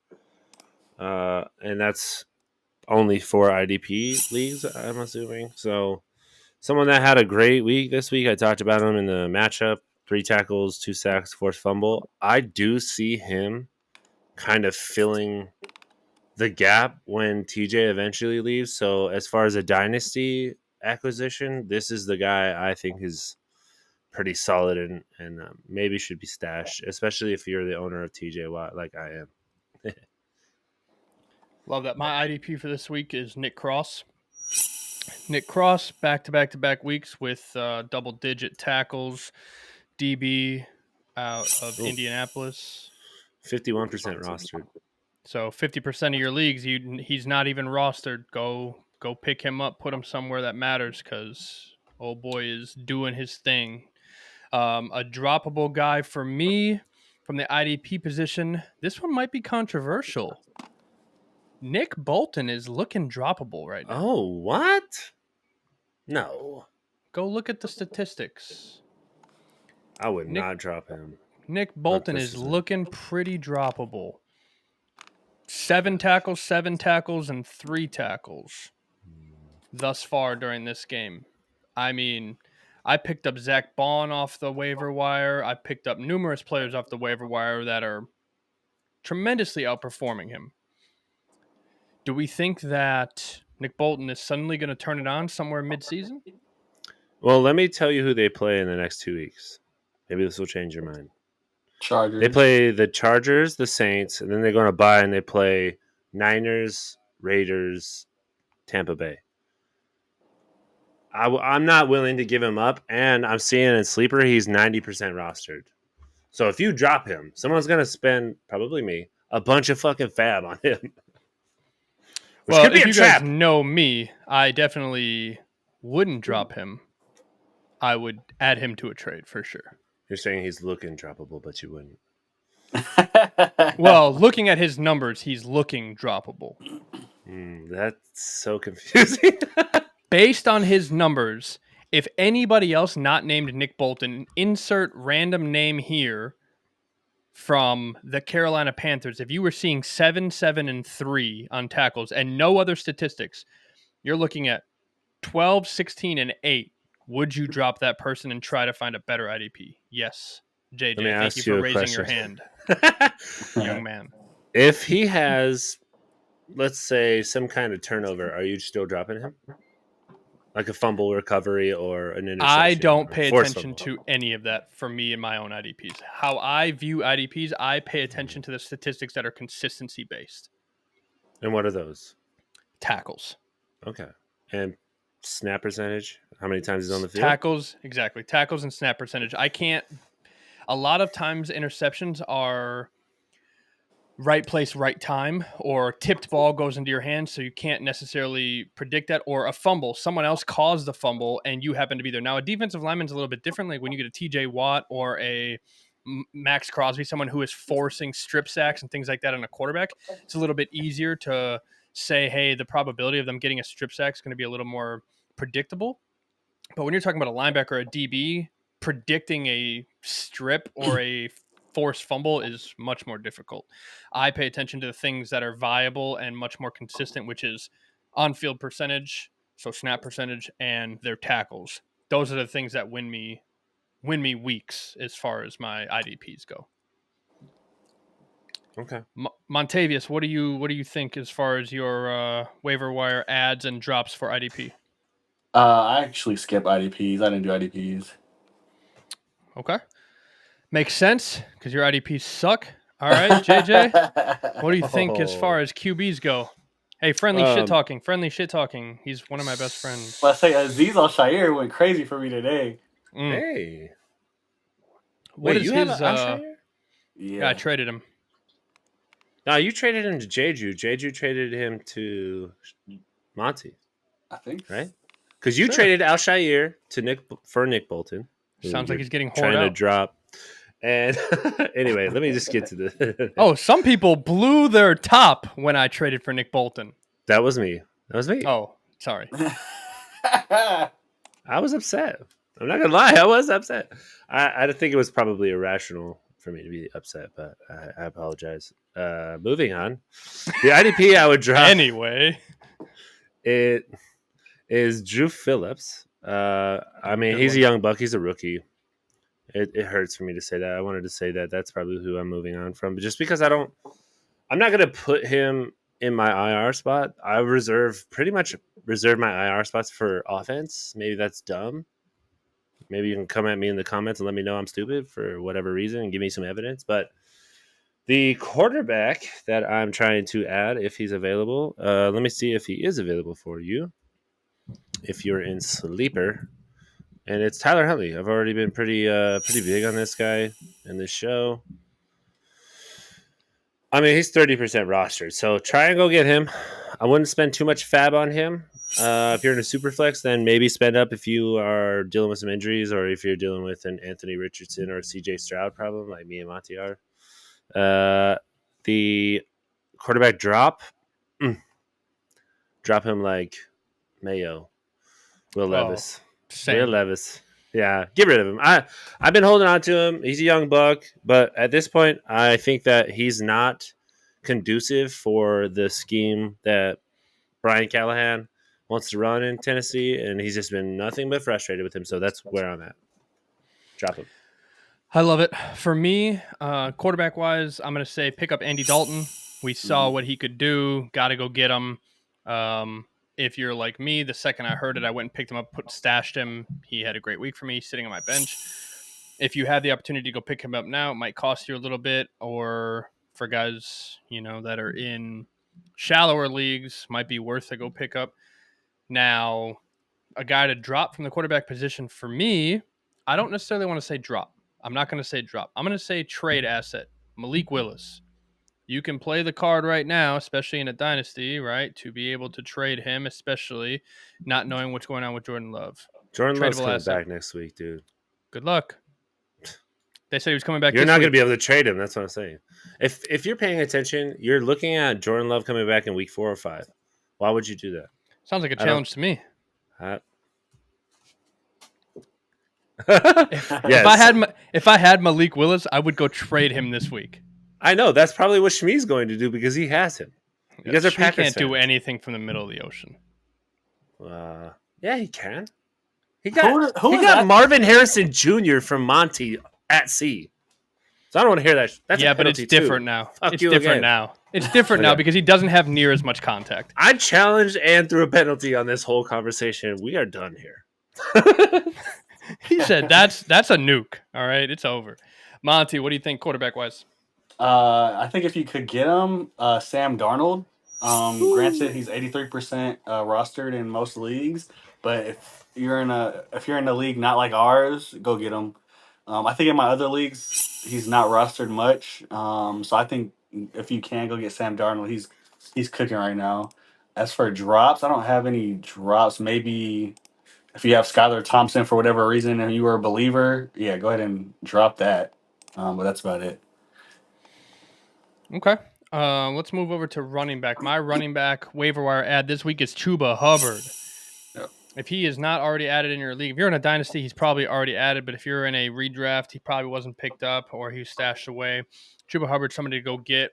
He has some talent. Now they have a quarterback who can spread the ball, so they open some things up for him. Chuba Hubbard is definitely being utilized out of the backfield, both in the receiving game and in the running game. Somebody to go get. He's a viable flex option for you. Somebody to drop. Zamir White. What a poop player. Straight up POOP. Shit emoji. Trash human. If you're in a redraft league, if you're in Dynasty, there is an opportunity for him to come back. But if you're watching our stream right now, you are seeing the Raiders fan put the bag over his head. Zamir White is not the option. That is my droppable player this week. JJ, hit us with it. So my waiver wire ad at running back position this week, after a really good performance, you may have to spend up on fab for him a little bit. Maybe if he's already owned in your leagues, maybe you go knock on the door and see how much he's worth. I'm talking about Emmanuel Wilson, the running back for Green Bay. He had a fucking awesome performance this week. I think that after what we saw from Josh Jacobs was fucking disappointing. But, you look at Emmanuel Wilson at 12 carries, 50 yards. He went 2 for 2 in receptions for 35 yards receiving and a touchdown. Dude, that's fantastic. I like him. He's a young buck. I think he's only been in the league for, this is his second season. He's 25 years old out of Fort Valley State. Ooh, 61% rostered. So I would go and try and get him. If you're in need of a running back, maybe spend a little bit of fab on him. Maybe not too much. Maybe 10 to 20%. That's probably where I'm at. A droppable running back. Someone I'm pissed about this. Someone I just picked up because I did kind of see Donta Foreman is who I'm talking about. Mm-hmm. Donta Foreman was actually pretty usable at points in the season last year, 2 years ago, maybe both. However, man, he just was so disappointing this week. After starting the game last week, I know that my essential start was Jerome Ford. Dumb. That was dumb. He only got you 10 points. He didn't get you what you were expecting from his projected points in 11. But still, 10 carries for 37 yards is not what you're looking for from your running back. So, also, Dante Foreman had 2 carries, guys, for 5 yards. So, not looking good. And the only reason why I think he's there is because of Paris. Paris is hurt. Right? Pierre Strong. Sorry, not Paris. I was thinking Paris Campbell. Pierre Strong. Him being hurt is the only reason why Dante's there. But now I just think he's droppable. Make room. We love it. Let us move over.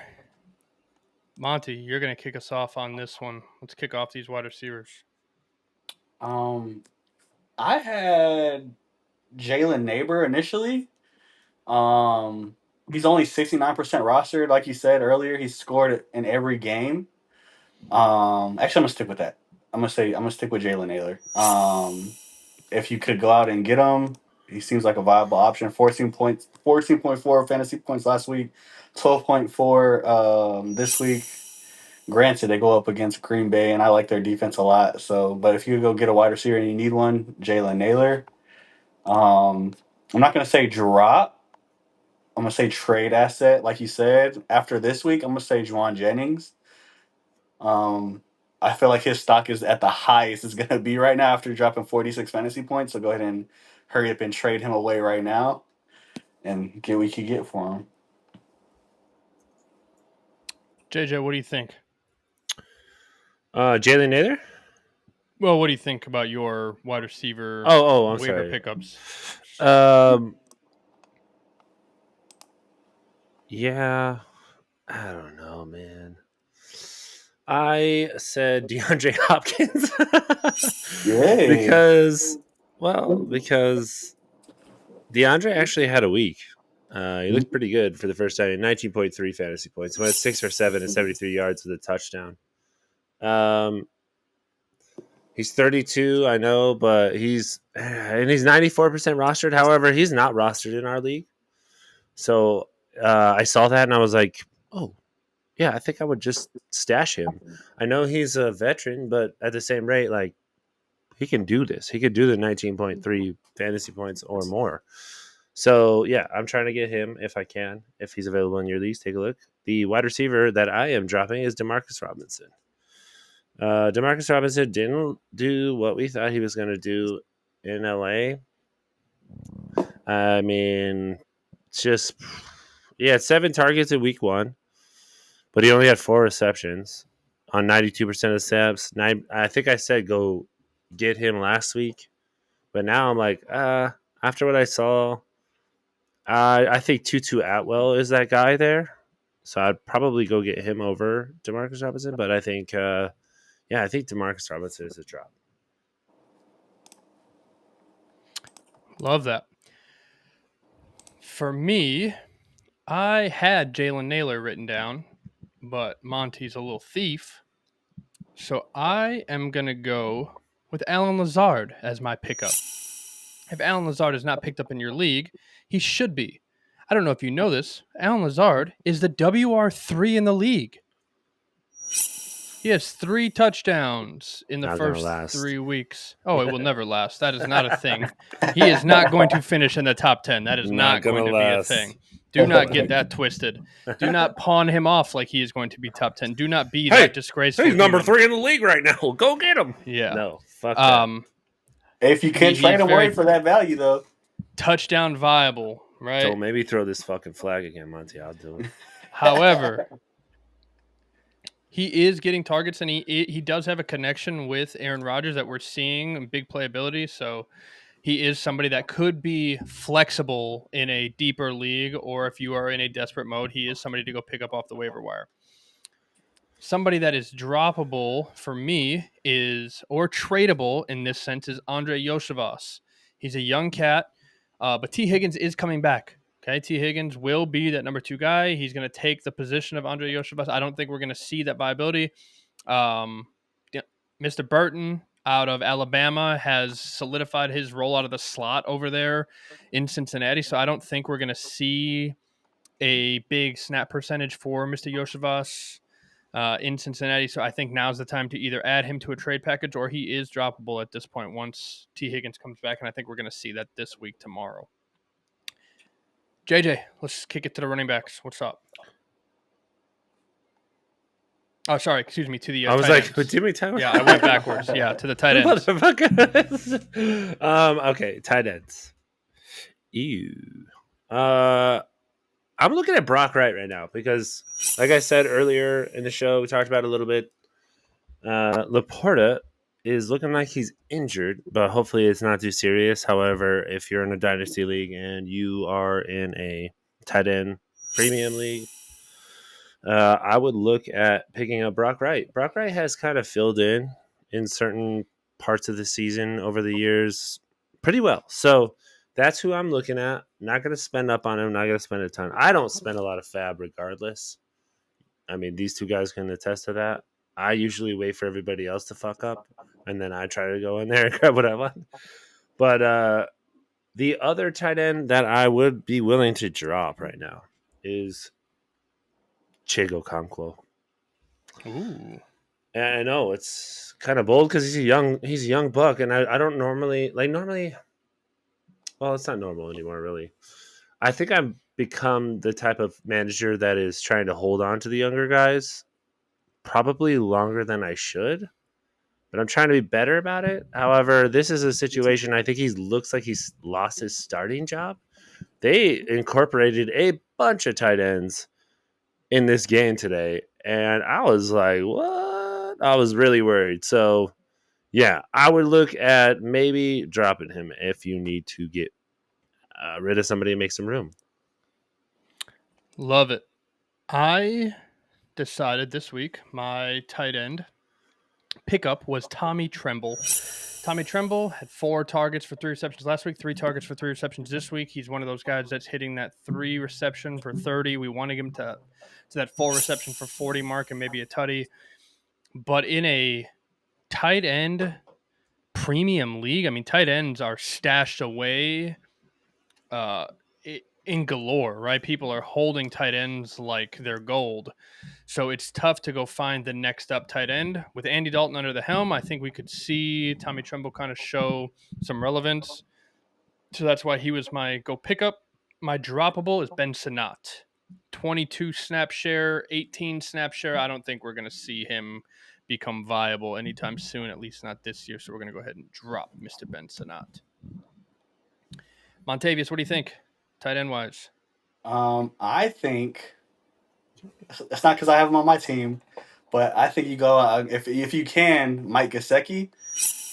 I think he's only gonna continue what he's been doing. 9 targets, 7 receptions last game, 91 yards. After first week, 4 targets. Week 2, 9 targets.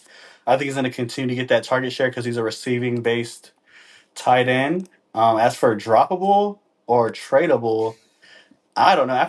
After watching their last game, I'm worried about Evan Ingram. Bretton Strange looked kind of nice. 6 targets, 3 receptions, 65 yards. While Ingram is dealing with a hammy issue and he's 30 years old, do we see a new tight end being the tight end 1 in Jacksonville? Very interesting. I think yes. And that's the owner of Evan Ingram. Because he has both. He has both. I got Bretton Strange. Well, first of all, I talk about quite a bit in the show. I lived in Jacksonville for 4 years, and I love it there. And I've been to many, many Jaguar games because they were trash and tickets were cheap. But $12. I have a lot of love for the team still. And I think that Bretton Strange is actually capable of being the next tight end there, and he was a 2nd-round pick. So I think yes, that's why I was like snip snap. I was picking him up and dropping him all off season, dude. But he is viable. I think he's going to be good, and they love to attack the middle of the field. They haven't been successful so far, but when they are successful, do you think it's going to be him? Do you think it's going to be Christian Kirk? I'm willing to take that bet and that risk and go get Brenton Strange and see if it works out. What was that? Snip, snap, snip, snap? That's from The Office. Yeah, it's from it's from when he got his vasectomy. All right. We're going to take a look back at our week 3 essential starts so you guys can judge us and tell us, how good or bad we're doing in the comments. And then also judge based on who we think going forward. Because as soon as we're done with this, we're going to talk about who we think we should start going into week 4. I'm going to kick it off. I'm going to run through all 5 of mine off rip. I want to say I went 3 for 5. You guys can disagree with me at the end. I said Julian Love for my IDP. He had 5 tackles for 10 fantasy points. I said, that's a no for me. Lamar Jackson, I called the bounce back, and he definitely delivered. Josh Jacobs, very wrong. 15 touches, 43 rushing yards, 1 reception for 5 yards, 5.8 fantasy points. That's a... So we're looking at 1 for 3 at this point. DJ Moore, 8 for 10 for 78 yards. That's a yes for me. But those yards were largely in one play before the half. 44 of his 78 yards came on one play right before the half on a Hail Mary play that he didn't score on. So 34 yards on 7 catches isn't much to write home about. So overall, 15.2 fantasy points, but sometimes better lucky than good. But as stated, touches did increase. So from last week to now, that's a good sign. So we like that. My tight end was Pat Freiermuth. So now we're looking at 2-2 right now. Pat Freiermuth 4 for 5 with 33 yards. I'll take it in this early season era of bad tight ends, finishing with 7.3 points on the target share and everything that he had. I will take it. So I'm calling myself 3 for 5 last week. Thoughts from the peanut gallery? Yeah, I like it. You did well. You did really well. Much better than I did. And I will take the Freiermuth doing well. 7 points is, I mean, it's not 29 like some of these. I think like 2 tight ends scored this week, somewhere around there. I'll take it. What do you think, Monty? About his or mine? His. He did all right, I guess. Anyway, Monty, who are your bums from last week? Because we know you didn't do well. So I think I'm gonna say 2 for 4 because Travis Kelce's still playing right now, and he has. There was 5. Okay, well, Travis Kelce's still playing. He has a decent game. 4 for 5 right now, 30 yards. He's at 7 fantasy points. We'll see how he finishes. So Zaire, Well, if he's 4 for 5 with 30-some fantasy points, and we called Pat Freiermuth good, that means he's good. Okay, good. So, I guess I also went 3 for 5 then because I went IDP Zaire Franklin, who had over 10 tackles, 22 fantasy points. Solid. I shit the bed with Derek Carr. I said Derrick Henry. He went crazy. And then I said Devontae Adams. He shit the bed because Minshew magic is run out. And then I said Travis Kelce. So I also went 3 for 5. Okay, JJ, kick us off. Oh, it's not good, boys. It's not good. I feel like if our listeners and watchers are seeing this, they should be like, oh, I don't want to listen to him. Whatever he says, I should do the opposite of. I don't even know if I could say I went 1 for 5. Fred Warner finished with 4 tackles, 7 points. He looked really bad today. That whole team is. I'm worried about the Niners right now, but my quarterback central start was Joe Burrow, so hopefully he can make me not 0 for 5. But Jerome Ford was my running back central start. He only had 10 fantasy points, so I don't think he's winning your week. I'm sorry, guys. Brandon Ayuk. Yikes. Milk carton. And then Wow. some. Homie's on a whole wanted poster. And that's why they lost, because this guy decided that being a part of the team was not as important as getting paid. And now we could see it. It's so clear to me. It's fucking bullshit. Honestly, I'm so frustrated with Brandon Ayuk. And if you're a Brandon Ayuk owner, I feel your pain. He went 5 for fucking 10 targets. 5 receptions for 10 targets, 48 yards. Come on, dude. That is so frustrating. Just 9.8 fantasy points. And then Brock Bowers, another one. Man, I thought I could ride the hot hand. I might get in the good graces this week and just stick with the players that have been doing it. And he only had 7.1 fantasy points. I mean, kind of right there with the Moose. Not horrible, but not great either. The good news is we have a chance to redeem ourselves here going forward. So, Monty, JJ, you talked about it last on the essential starts from last week. Let's let you kick off for the essential starts going into week 4. You want me to run through all of them, Bubba, or you want me to do one All 5 of them. Okay, let's go. The IDP essential start for week numero cuatro is Foyesade Olocon. I just love saying that name. I don't even know if I said it right. Sorry. No disrespect. Of the Jacksonville Jaguars going up against the Houston Texans, who have let me just say, a trash-ass offensive line. And CJ Stroud is struggling right now. Can they get back into good graces? Can he figure it out? Can he get himself some time to get it to not just the first target, but the first read, I mean. Because I told you guys, this is something I was worried about with CJ. If you take away his first read, he's not going to be able to fucking figure out where to go with the ball, and look what's happened. But I already knew what the struggles were with Anthony Richardson, and I'm okay with it. I'll ride it. I'll take an L. That's fine. Whatever.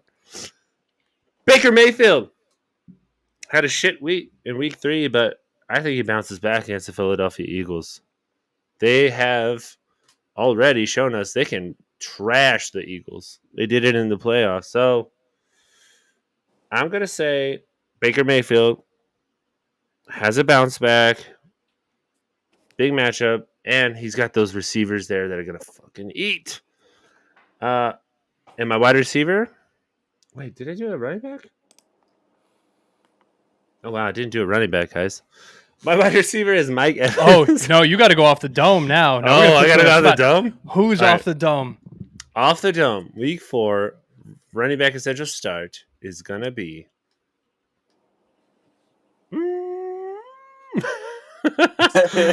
I don't like this.